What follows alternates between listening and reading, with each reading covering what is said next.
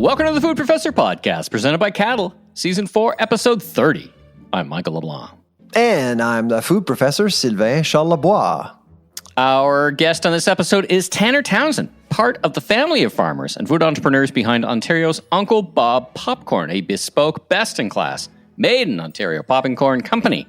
I know you're a fan of farmers, Sylvain. Are you a fan of popcorn? Well, who's not? Like, seriously. Right. You just bought some popcorn from Uncle Bob's, didn't you? As soon as we did the interview 2 weeks ago, as soon as I got off the interview, I'm a big fan of popcorn. I like my popcorn with my movies. I ordered a bunch of popcorn, and I can tell you it's amazing. Like we had it. Oh, we had some on the weekend. He's going to be talking about his teeth strategy. Is that working? Yeah. Well, he talks about, and so we'll get into it with the interview. He talks about the technical, because we were kind of curious, what's the difference in your popcorn and everybody else's? Yeah, and exactly. You'll hear the technical explanation, but the visual thing is it's white popcorn, like theater popcorn. Really? So when you pour the butter over it, it looks amazing. It really comes in well. Anyway, listen, it was fantastic popcorn.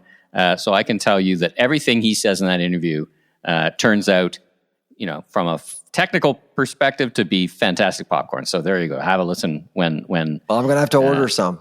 You do. It's really it's substantially different. Let me put it that way. It's substantially different, right? Like a meaningful difference from the run of the mill popcorn. So anyway, there you go. Get ready for that, because it's a great interview. Now, excitement is building for us at SIAL in Montreal. It's coming up, in a month, right? Less than a month. I know. We'll both be there together. We're official podcast again of the show. I'll be moderating a panel on food and grocery innovation with Stuart Samuel, Director of Retail Futures at IGD. Stuart is flying all the way in from Vancouver. He travels around the world. Last time I talked to Stuart, we were together. Where were we? We were at a grocery shop in Las Vegas. So are you moderating a panel? Are you on a panel? I'm doing a bunch of stuff. So I'll be moderating a panel, but also presenting as well.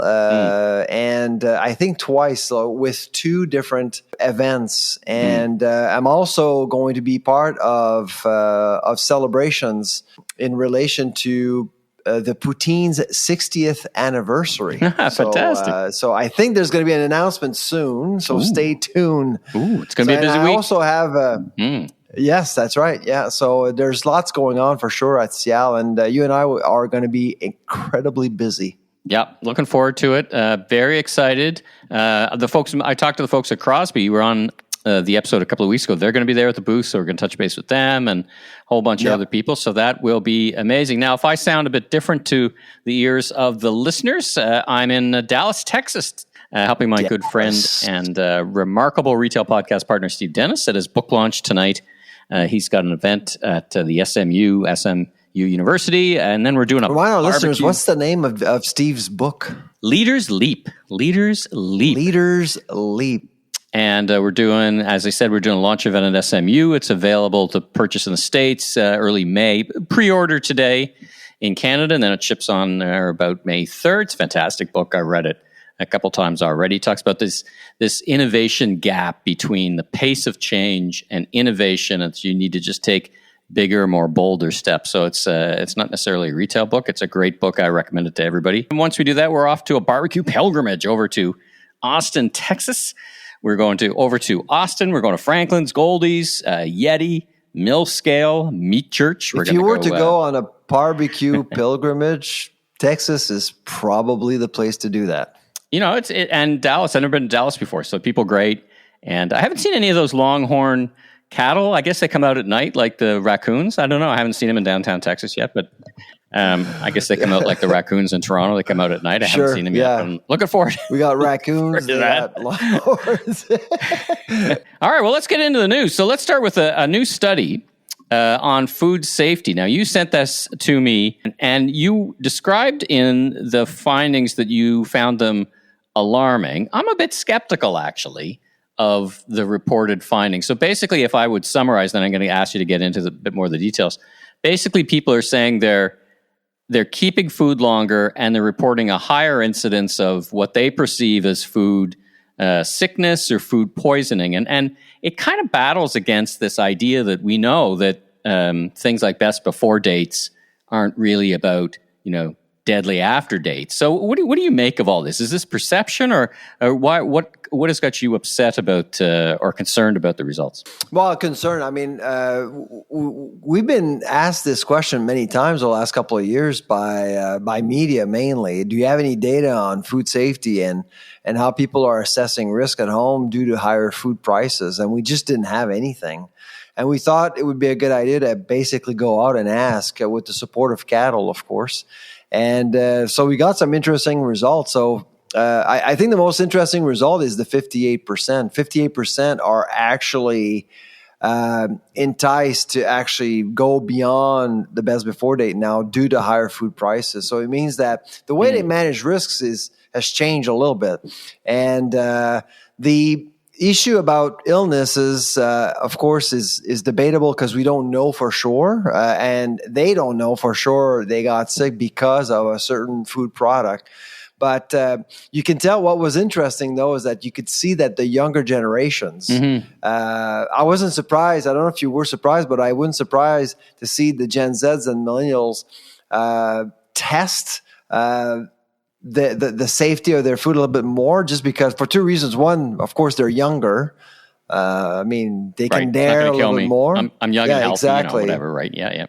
What's not going to kill me is going to make me stronger, sort of thing. And of course, the fact that those two particular generations are under tremendous pressure economically. The millennials are in the economic prime. They're mortgaged to death. They have debt, and so I wasn't entirely surprised to see. To me, it's more about comparing and not just the numbers. But to me, I actually do think that food inflation or higher food prices have actually changed many things in terms of how people assess risks and manage risk at home, basically. And they're a little bit more careful. They're not just buying calories, they're buying nutrition. To a certain extent, they're buying assets. They bought freezers, they bought fridge to conserve food a little bit longer. And so the message that came out of the report, or that is coming out of the report, is not all negative. It's actually could be good. So we're wasting less food. People are more careful. That may explain why, again, Stats Can today release some new retail numbers. I don't know if you looked at them.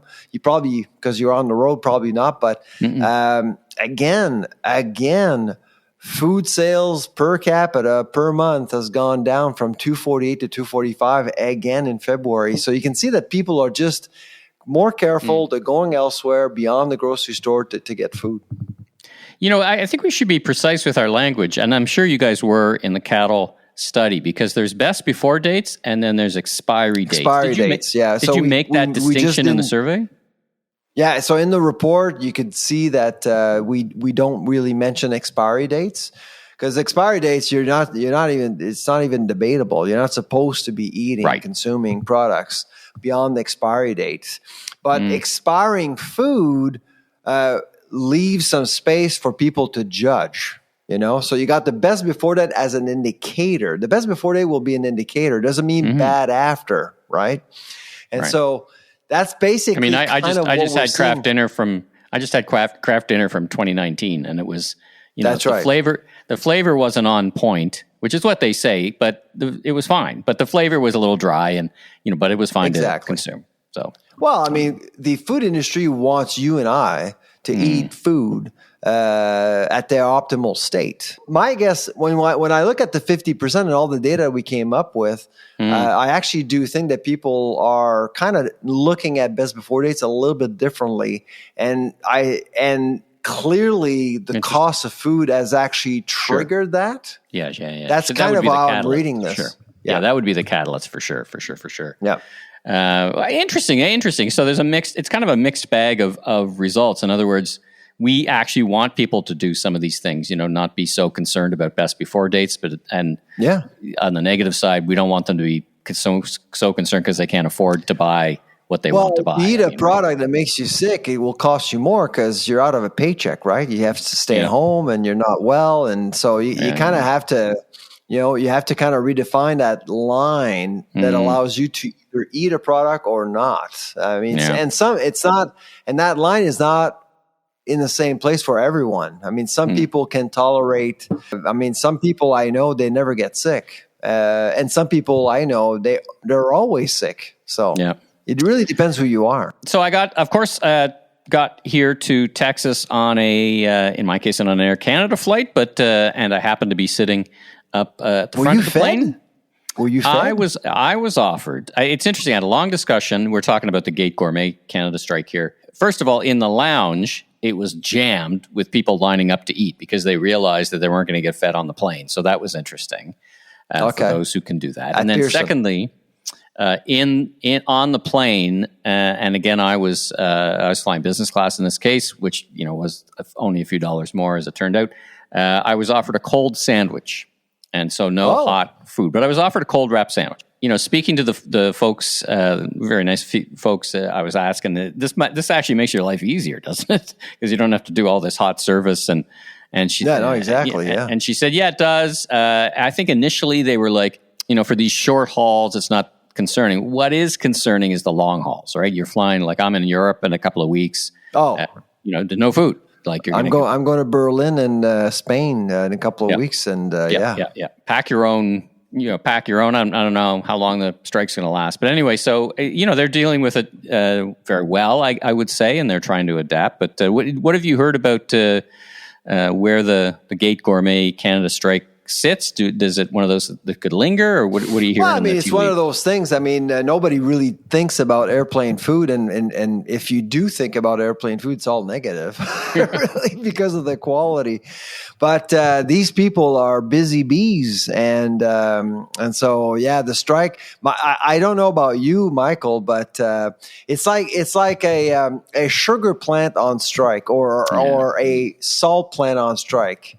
Is there really an emergency? Can you politicize, a strike related to airplane food? That's kind of how I'm looking at it. As much as I think that these employees should be paid more, some employees have been working there for 20 years and they don't even make $20 an hour.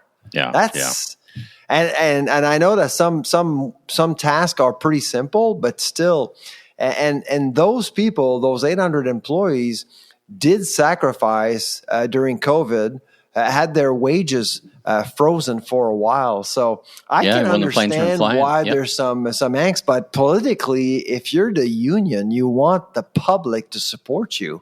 But it's hard. It's hard to actually get the public to support airplane food. I'm sorry. Yeah. But now Air Canada was good. They sent me an email in advance of the flight saying, hey, you're not going to have food. So if you showed up and you didn't see that email, and you were counting on getting fed, that would be more of a problem. So I think it's a communication challenge. Canada. We know you eat a lot, so bring some food.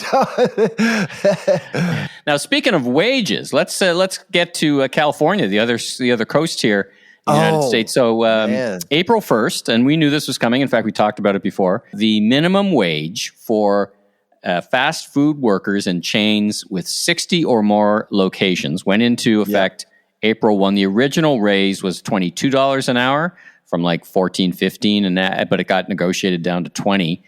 Multiple revisions and lots of pushback from the industry. Now, as I have been talking to people who serve that industry, it seems a couple of things are going on. One, the state is making there's 200,000 people who work in fast food restaurants. So there's a lot of fast food in California. So I think there's a political push to push out fast food. I think it's just making sure that these people can earn a decent wage. Is $20 the right wage? I don't know.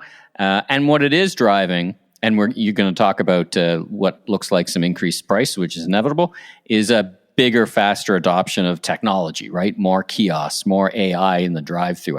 I don't think you can operate unless you want to charge $20 for a Whataburger with the same people, even if you can find them. I mean, there's a couple things going on here. You can't find people still, so technology has got to be in place. But it also looks like there's some increases of the cost of the food that they're serving. Yeah, from your research. Yeah, so a firm by the name of Kalinowski Equity Research, they do monitor menu prices quite closely. So they decided to actually look at menu prices in California since April 1st. And so I think the report came out a couple of days ago, and they did notice that some menu prices were adjusted already, and we're not even done with April. Chains have adjusted menu prices already, and some of them have actually increased menu prices by as much as 8%. So Wendy's number one at 8%, Chipotle number two at 7.5%. That's in just a few weeks. And Starbucks 7%, Taco Bell, Burger King 2%. So what I found, I was actually quite surprised that McDonald's was not on the list. Just so you know, I don't know why it wasn't on the list. I would only imagine that McDonald's do employ a lot of people in California, but it does give you a sense that with higher wages, you kind of have to make some adjustments when it comes to menu prices. Yep, sure. I mean, absolutely. I mean, it's not surprising that these raises would happen all at once very quickly because the rates increased, and we knew they were going to increase. The industry knew they were going to increase for I don't know many months. It would have been nice to actually see in the report how many employees do they employ now compared to a few weeks ago. Are they trying to operate with fewer people? I bet you at the high level, there's probably 20,000 open positions right now. So I'm not sure, right? Like there's 800,000 open positions in retail in America. So I think that number would be hard to get a sense of anything from because it's not like 100% of those positions are filled. So maybe they don't fill. But in a year from now, it'd be nice to actually see what the differences are in terms of human capital in that sector and see what kind of adjustments actually occurred. Well, I also think it'd be interesting to see how many places close. There's a lot of fast food places. I mean, even driving here in Dallas, I mean, it's bumper to bumper to bumper of fast food places. Maybe there's too many, right? So, there's something in that. So anyway, now before we get to our interview with Tanner, who's going to tell us all about the technical elements of growing a fantastic popcorn, let's hear from our presenting sponsor, Cattle. Ever feel like the world of ratings and reviews needed a superhero? Well, enter Cattle, the caped crusader with Canada's largest, most diverse, and daily active consumer panels. That's right, Cattle is not your average podcast sponsor. They're like that cool friend who always knows the hottest trends. I mean, they are the voice of the consumer, after all. So why choose Cattle? Because Cattle excels in consumer insights from your consumer while also blazing trails in the realm of ratings and reviews, pioneering the future landscape of user-generated content. Beyond valuable syndicated receipt data, they stand as unparalleled collector of reviews at scale, irrespective of category or price point, a testament to their impact, partnerships with giants like Walmart, Canadian Tire, and more. Visit AskCattle.com now for an exclusive The Food Professor podcast listener discount on your first review or research campaign today. That's AskCattle.com. Tanner, welcome to The Food Professor podcast. How are you doing this morning? I'm doing all right. How about yourself? Fantastic. Thank you. It's a nice sunny day here in the Toronto area. Where are we finding you today? I am down in Walsingham, Ontario, which is in Norfolk County, just outside of kind of Port Dover area. So southwest of you guys there. Let's talk a little bit about the origins of the business and about who you are and what you do for a living. And let's start there. So just looking at Uncle Bob's Popcorn as a whole, the company was started in 1985 by my grandfather. The namesake kind of just goes back to his going around the community. He was actually known as Uncle Bob. So it was kind of hand in hand to just put that one together.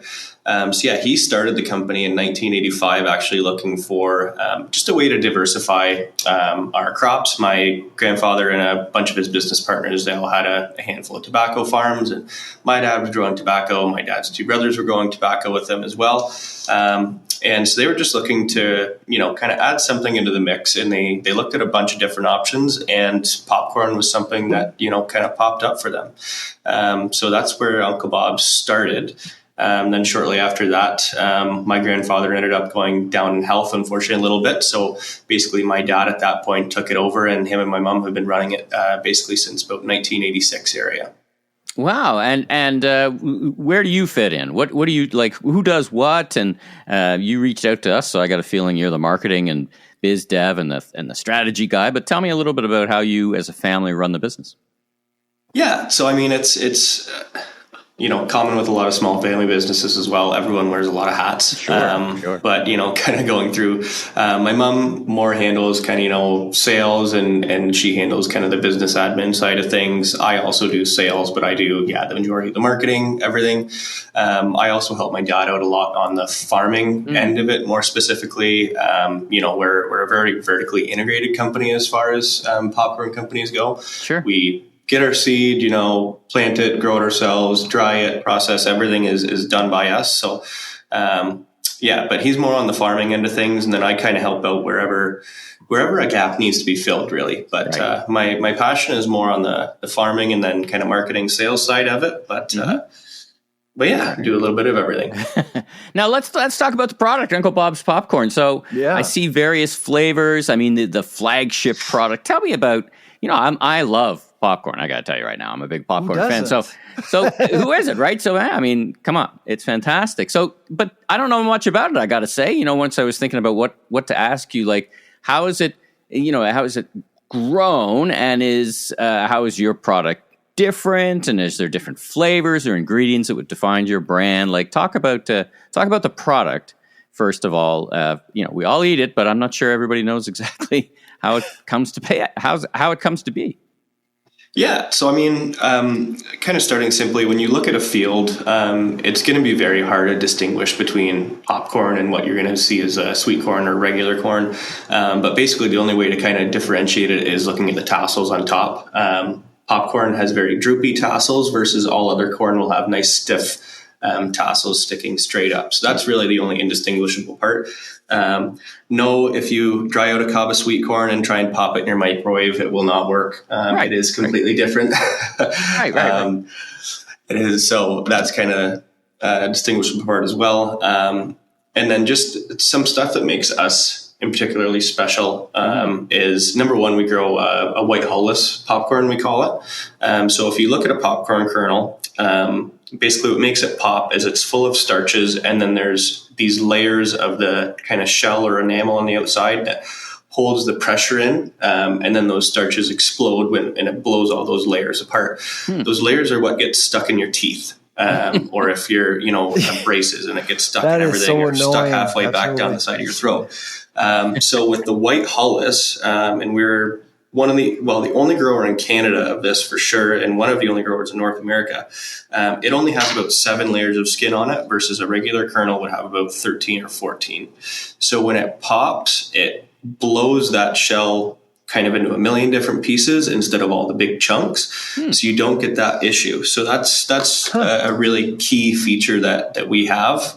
It's a very difficult popcorn to grow as well, which is why it's not super common. But if you put in the work, it's well worth it. So that's one of the bigger things that we're known for. And then people specifically keep coming back for it, is just because, we get messages almost daily. I wasn't able to eat popcorn for years because it got stuck in my teeth, or I had dentures, everything like that. And so people love it. Oh, fantastic. Aside from that, we do have all of our seasonings. We've gotten into microwave popcorn in the past year, which has been doing really well for us. But between the white hull-less and then, just being, again, a Canadian grown brand, I think that's more of what sets us apart specifically. Well, let me follow up on that last point, the Made in Canada. I mean, you've got the big Made in Ontario logo, Made in Ontario, Made in Canada. Do you think that helps to differentiate you? I mean, you got to have a great product to begin with, but do you think it is meaningful to your customers? I guess you sell both to the trade and to consumers. Talk about that a bit. Yeah, I think it matters on both ends, on a wholesale and a retail side. Specifically from a retail side, I think it's more of a newer program, right? With I think Doug Ford introduced it in 2018 or 19, the Made in Ontario. So it's still catching on, but I think consumers are definitely starting to realize it more and more. We were actually part of the Ontario Made Awards this year. We were a finalist for a manufacturer out of Ontario, so that was pretty cool for us. I think we had around 13,000 votes or something on our company. So I mean, again, it's, that helps to get you in front of people. So I think that definitely means a lot. And especially in the last few years as well, kind of with COVID and everything, people are looking more local and they want to stay more in their backyard. So when they're looking for that, the Ontario made stuff comes up, which is great. And then, kind of switching over to a wholesale perspective as well, I think it's the exact same thing. Companies are looking for local, and companies also want to be sustainably looking themselves. I think I said that weird, but they want to look sustainable themselves, right? So when they're, looking at bringing products in, they want to bring in local products as well. Because, companies say, oh, we use local popcorn, our carbon footprint's lower because it's local. It's not being shipped, 15 hours across North America from down in the States. It's from 2 hours away or an hour and a half away. So I think from that perspective as well, companies really are coming back to us too, just because they, kind of want to add the sustainability of us in with their sustainability practices and whatnot. So it helps for sure. Now, Tanner, you mentioned earlier that your type of popcorn or corn is more difficult to grow. How is it more difficult? Like, what does it make it more difficult to grow in general? And does it have something to do with sustainability or the practices that you have to follow to grow that corn? It's more or less the specific kind of hybrid of that white hullus. It has a very weak stalk on it versus a lot of the other hybrids that we grow. And basically what that means is when it kind of grows up and gets ready for harvest and everything, you have to harvest it at a very specific time because if it falls over in the field, then the cob is laying on the ground. And if you get rain, then that cob's going to rot. Oh, I see. So it just makes it very difficult timing wise and everything. Now we have a bit of an advantage, and that's again another reason that we're kind of allow ourselves to grow it, and the fact that we're on very sandy soil. So we have really good drainage. So when that corn, if it falls over, because of the good drainage, it's not sitting in a puddle. If we get rain, it usually stays good. So again, it's just a difficulty of, depending on your area, it could be a lot worse, but for us, it's not too bad. But again, still, it's very, very specific on timing and everything. And when is harvest for you guys for this particular corn? Harvest is regular time for corn. We're going through late October, early November, hopefully, is our timeline. But again, depending on weather conditions and et cetera, that can really be affected. If we're getting a lot of rain, then we can't get combines out in the field because everything's just a big mud hole, and we're going to get everything stuck and covered in dirt, and it's just not a fun time. And popcorn also, you can't dry it conventionally like regular corn. A lot of guys will use like natural gas dryers and basically kind of cook the corn a little bit to get all the moisture out of it. Yeah, we can't do that because what happens when you cook a popcorn? It pops. That's a good point. There'd be a lot of action going on in that silo. You have to pay carbon tax. Yeah, so it's a little different that way. So we need to let it dry out in the field as long as possible too, kind of using the natural conditions, right? So again, timing is super important for us. And then, we can't put it in a bin wet either because then it will just rot. So timing, conditions, everything really, Mother Nature is a big decider in a lot of what we do. Okay. Can you store this corn for a long time? I mean, what's this like? How long can you actually store this corn in your bins? So once we harvest it, it takes usually around half a year to dry it. So we're only starting half a year. Wow. We're only starting to pull the crop that we harvested in fall of 23 right now in 24, because we can store it for, like, popcorn really has an infinite shelf life as long as it's not in a sunny, high moisture situation. If you just keep it cool and dry, it really has an infinite shelf life. But once we harvest it, we have specialized bins that all the popcorn goes into to dry them. It's kind of proprietary to every farmer because they all find a way that works better than others. But it's a lot of basically just natural air, and then a few other factors that helps dry that popcorn down evenly. And that's a very crucial part, is making it also even, because if you have, corn at the top that's wet and corn at the bottom that's dry, you kind of start pulling and then it doesn't work. So you've got to make sure that it's just done nice and evenly and slowly. That's the key to it. Talk to us more about the consumer, or consumers in general. Can you describe to me what is a popcorn eater today versus, say, 10 years ago? And what are some of the trends that you're actually looking for right now as you develop your business in popcorn? Well, I think, kind of if you look back probably 10 years ago, one of the things that I could associate with that is we started growing organic popcorn in about 2008 or 2009 as well. We had a lot of interest in the market from customers and retailers and wholesalers for it. So we started doing that, and it was going really well. But, kind of ever since the financial situation has changed significantly in the past couple of years, we've really seen that side of the business go down. It's significantly more expensive for us to produce, so it's obviously significantly more expensive for consumers to purchase. So we've really seen quite a drop in that. We have a crazy amount of it on hand right now, and really? this year's probably this year's probably going to be our first year in a handful of years that we're not going to be growing it, just because we have at this point probably 2 or more years of inventory on our hands, just because it significantly slowed down, and it was a very isn't popcorn considered as well a healthy snack? And snacking is really important for the younger generations. Would you say that popcorn is really positioned as a healthy choice for younger generations? Yeah, I think overall it is, and I think that's kind of where we fit in as well, is because we don't sell.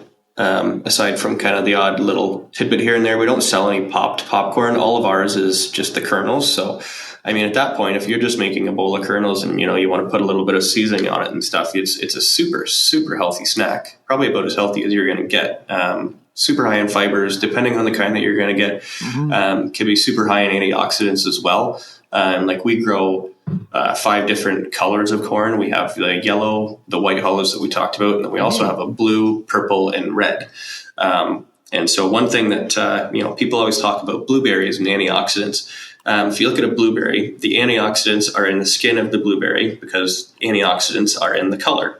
The color kind of that purpley blue is the antioxidants. That's where you get it from. So everybody always talks about blueberries and the antioxidants. Well, blueberries have 1 layer of skin on them, right? A popcorn kernel, as I mentioned before, has 13 or 14 layers of skin on it. So if you're eating a blue or a purple popcorn, 1 kernel is probably about the same as a handful of blueberries when you're looking at antioxidants. So again, as far as kind of health and whatnot, you have a super healthy snack in popcorn. Interesting. And then the rest of it is just a very clean fiber too. Yeah. Interesting. All right. And I want to get your advice to fellow entrepreneurs, but first I got a couple of product questions for you. I'm on your site and I see a movie theater popcorn salt. What is this? I've never heard of such a thing. What is the difference between popcorn salt and regular salt? Because I'm about to press buy here, because I love, apparently it's pretty good. What is this thing that you sell along with your popcorn? Well, that if I think we're talking about the same product, that would just be exactly what you get at a movie. Yeah, Flavacol. That's exactly what you use at a movie theater. Yeah. So if you want movie theater quality popcorn at home, that is the exact product that you need. Basically, it's just a kind of a butter salt kind of clone. And that's just exactly how you get it. It's got beta carotene in it, orange, so it kind of makes your popcorn look super nice and buttery as well. But yeah, that's that. Okay. So would you put butter on your... so this is probably not for the podcast now. I'm just asking for myself. So would you put butter on it as well with the Flavacol? No. You just put a little... you would need to do like a stovetop version at that point. So you'd just put a little bit of oil in your pot, add your kernels and your Flavacol, and then kind of shake it around, and it's going to come out perfect. Well, I'm going to try that. All wow. Right. I'm going to try that. So let me ask you this question. Let's talk about you and your family as entrepreneurs. What lessons would what lessons have you have you learned? But more, what would you impart? What advice if someone was looking to get into being an entrepreneur in the food business? I mean, there's farming, and then there's also the other part of it, which is your product, your brand. What are the kind of a couple of things that people need to know, particularly that they might not be aware of, or that might take them by surprise? What lessons have you and the family learned that you'd like to share? Yeah. Well, I think first and foremost, the first thing you have to do is when you're looking at it, being an entrepreneur or your own boss or anything, you really have to make sure that it's something you're passionate about, because if you're going to jump into that space, it's not a 9 to 5. It's 24/7. You're jumping into something that's going to take up a lot of your time, and probably for a very good portion of the startup, at least, or a couple of years, you're probably not going to make a crazy amount of money.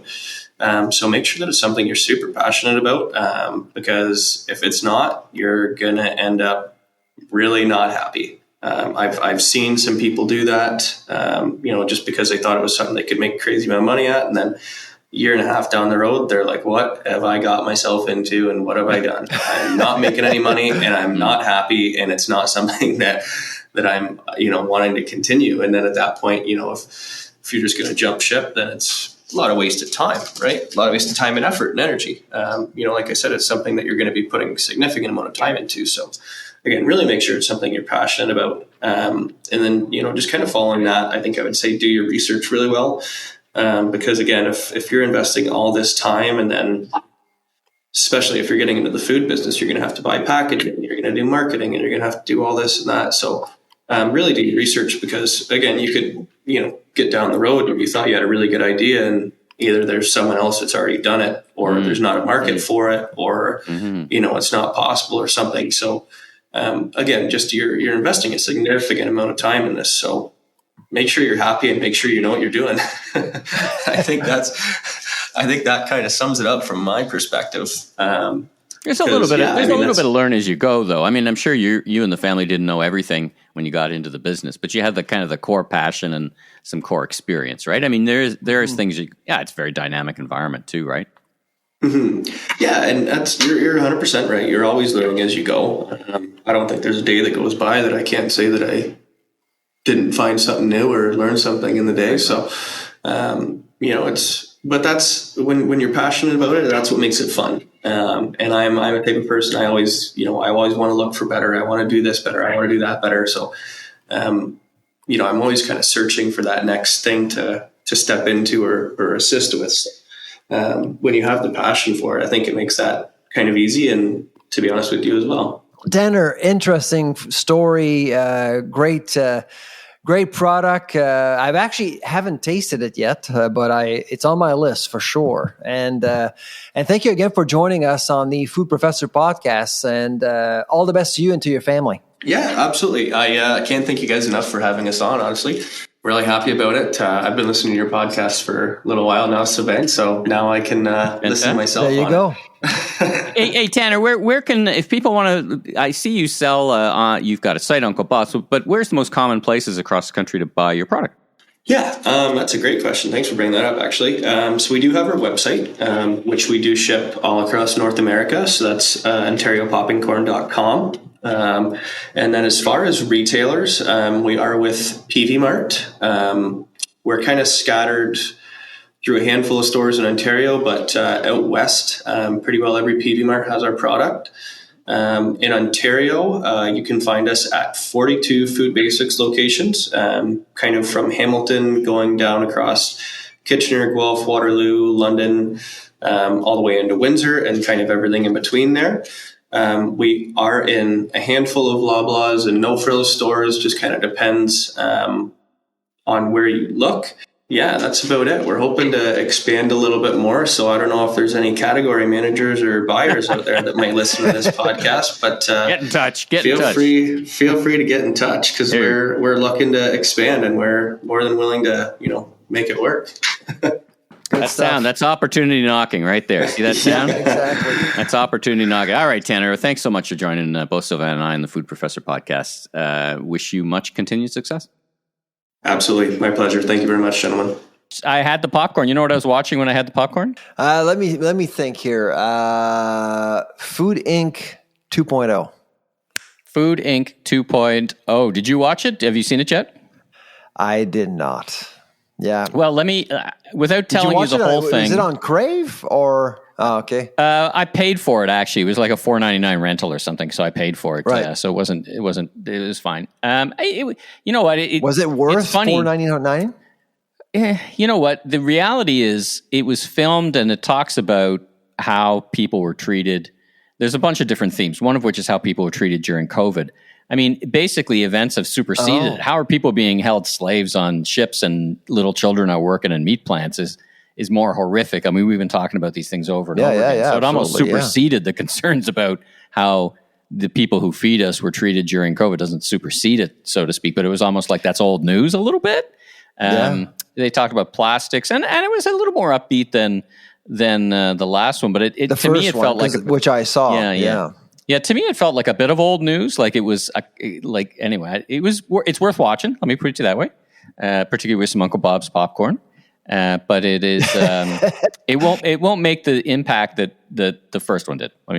Let's put it that way. So, was it does it cover service, retail? Like how deep does it go? I mean, it mostly talks about the agricultural sector and the paradox of we want fresh food and the paradox that the people who pick this food that are so important are not treated, are not paid well, and particularly in the U.S. they're, hey, same issue here, right? They're temporary farm workers. So it's basically about farm workers. It has a lot of time about farm workers, yeah, particularly because the farm workers didn't, they had to show up during COVID, right? So they don't look at manufacturing or distribution or retail at all? Not as much. Okay. They do a little bit. Anyway, I don't want to give it all away because I want folks to watch it. It is worth watching. You should watch it as well. It's a good watch. Let's talk about, and we've mentioned this before, shrinkflation signs in grocery stores in France. So we saw we saw some pictures out of Carrefour, and they've been doing this in one way, shape, or another for a while, like as a trade tactic. So they put up a sign and basically says, very visual. This is shrinkflation. Shame on you. Like as a trade tactic, it seems pretty harsh. Do you think it's an effective? But you get a sense of why they're doing it. There's a strategy.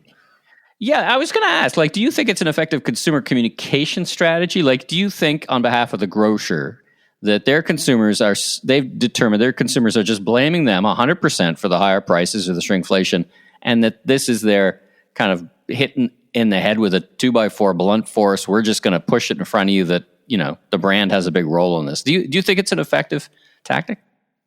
I would say that the majority of Canadians do believe it's an effective tactic. They do believe it's necessary. They do believe it's a good idea. I do not think it's a good idea. I do not think it's a good tactic. In Carrefour's case, it was very much about renegotiating contracts with suppliers, and it was about power. It was about influence. From a policy perspective, I don't see the point, to be honest. Other than perhaps enraging your consumers even more and creating more tensions within the supply chain but it's making them mad. I think it's making them mad at the brands, not the grocer. I think the grocer, to some degree, feel that they take an unfair amount of blame for these things because they're the ones selling it, and but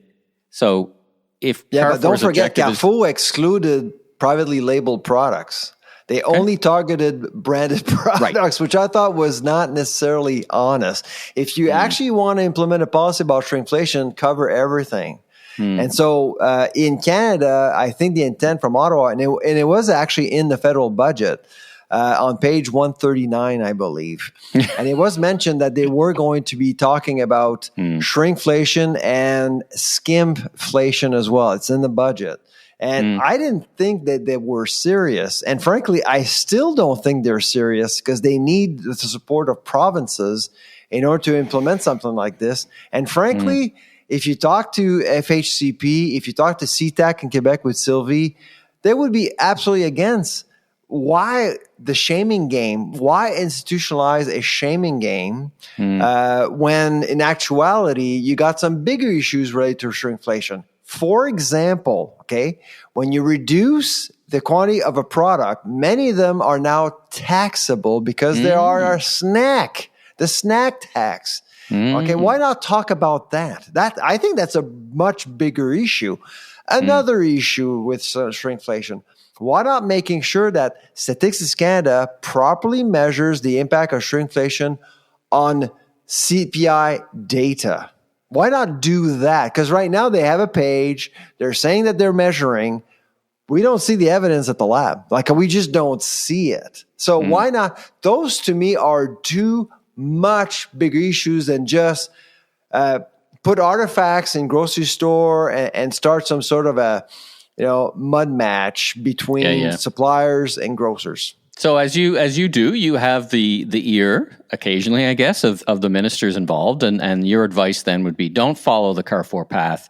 You have other options that you haven't done yet. And we've been talking about the snack tax for months, about something that could be done. I guess it's not going to be done now that budget is passed. I mean, it's hard to imagine other than, I don't know, a fall economic update statement. I mean, they're focusing the budget. I mean, seriously, when you look at the Nano Poll and Léger, the budget didn't move the needle at all for the Liberals. At all. Like, Liberals remain unpopular, but if they would have actually tackled the snack tax, my guess, it would have helped them. Yeah, I don't know. I don't know. Well, at least it wouldn't have actually annoyed people. It would have actually been well received compared to what's going on with the capital gain tax, for example. Yeah, that wasn't well received by a small segment of the population. And listen. Again, we're not a political podcast, but you're right. I mean, they needed this budget. But the snack tax is a sellable feature. Right. People will understand. Yeah, it's a very snackable, likable. Anyway, I guess they had all their effort and everything they could do around homes, affordability around homes. They put most of their money into that. I mean, all their chips into that. They did spend a lot of money. Yep. And that's the number one issue for Canadians, I think. I mean, food affordability, but affordability in general, how much they pay for rent, how much they pay for housing. Is and it was a must, but I honestly thought missed opportunity. You think missed opportunity? I think it was, and it's just a cheap way to actually get support. Very cheap.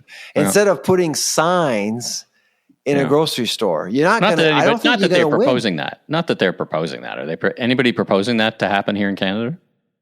It was suggested by Champagne a few days ago. Yeah. The signs you're talking about? Yes. Yes. Champagne actually mentioned yesterday that he's actually thinking about it. All right. Get him on the phone and tell him it's a bad idea. You got his number. Get him on the phone. It's a ridiculous idea. I mean, the first time I spoke to him back in July of last year, he did mention to me that we should put signs, we should shame companies about shrinkflation, and I never thought it was a good idea. I still don't think it's a good idea because I don't think you're gonna. And then let's say, how do you actually set a calendar for shrinkflation? Do you go back like a year, 2 years, 5 years? How does it work? And who's going to be managing all that? It's just ridiculous. Yeah, I think it just leads to more, more anger and more anxiety in the stores, and none of that's good for the people who work there. One thing I can suggest to our listeners is to go on the CBC website. Okay, the CBC has a fantastic database. Well, let's put a link. We'll put a link in the show notes for that. Yeah, just because showing all of the products that have been shrinkflated in the last decade or so. So if you really want to know which products have actually shrunk and by how much, it's there. You can know already. You'll know already as an avid shopper. Yeah. All right, let's move on to our last thing. There's an interesting article in the Globe and Mail talking about, and the headline made me think of you. Quebec farmers have been protesting since December 1st. Is anyone listening? So the article talks about some themes we've talked about, of course, high interest rates, their payments of the carbon tax, net income of farmers apparently has dropped an average 50%.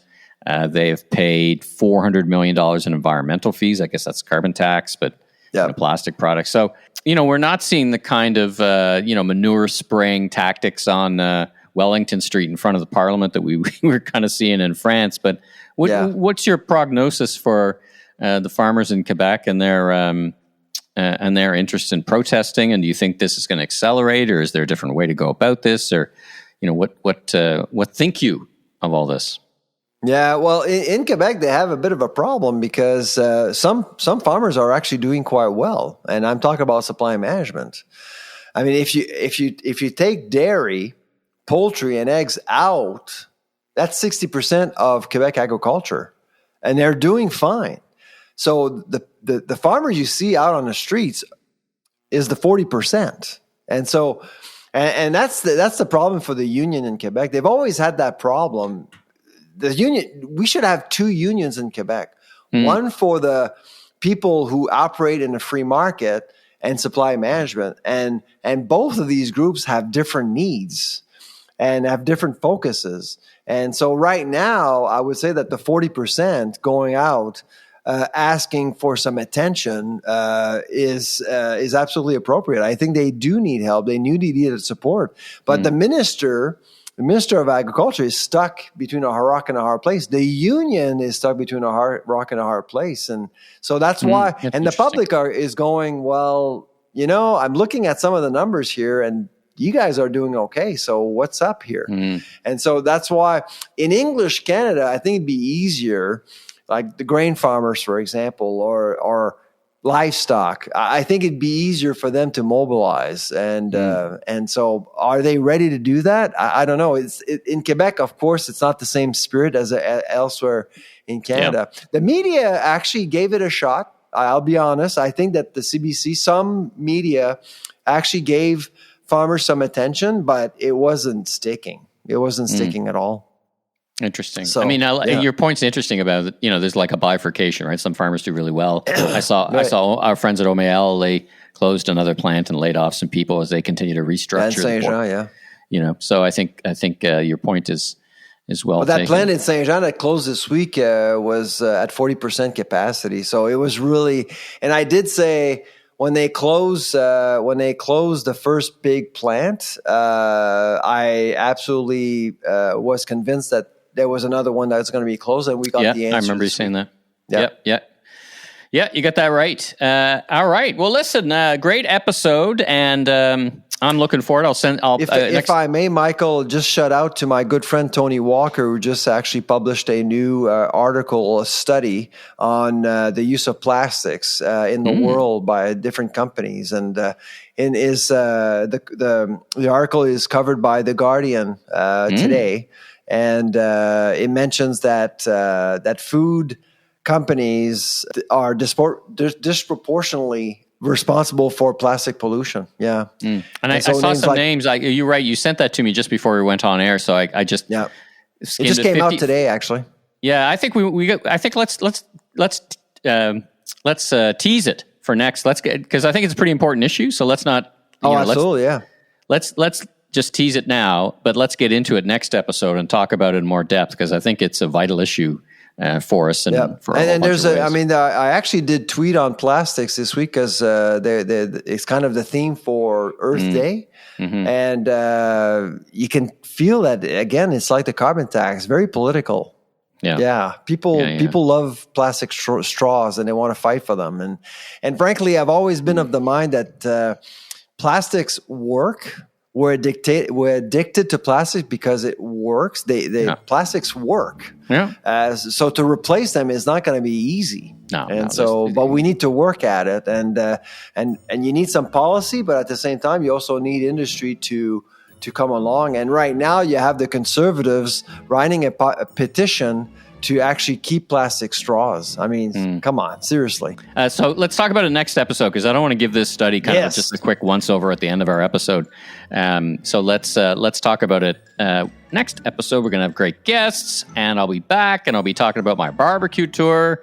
I'm looking forward to that. I'm looking forward to that, and looking forward to telling everybody all about it. So until then, I'm Michael LeBlanc, media entrepreneur, keynote speaker, podcast producer, and you are? I'm the food professor, Sylvain Charlebois. All right, let's leave it there. Everybody, safe travels, and we'll talk to you next week. Take care.